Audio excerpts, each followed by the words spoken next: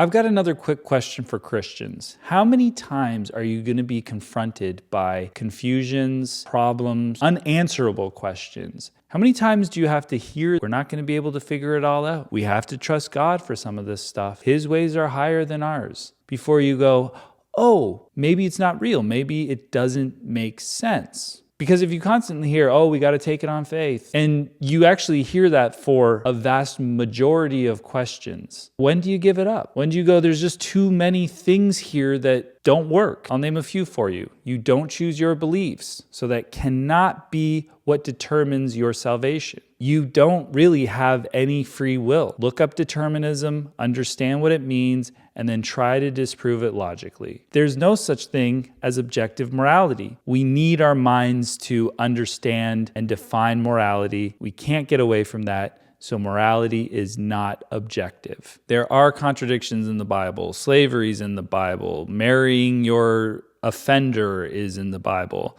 There's no equality for women in the Bible. The list goes on, and every time you have to do some sort of little apologetic to try to make it make sense, but it doesn't. Don't have this built-in wall of indoctrination that tells you, oh, we just can't understand everything. If there's confusion, if there's something I can't get, it's just because I'm not God. I'm not an infinite being. You should tack onto that, and God doesn't want me to understand. This isn't something that God wants me to know. God wants to keep me in the dark. He wants me to be confused because God could enlighten you. He could enlighten all of us. So when you're faced with those problems, all I'm asking, let the wall of indoctrination come down. Don't be afraid to lose your faith. Just be open to letting in the truth that if something constantly fails logically and in every other way, it's probably just not true.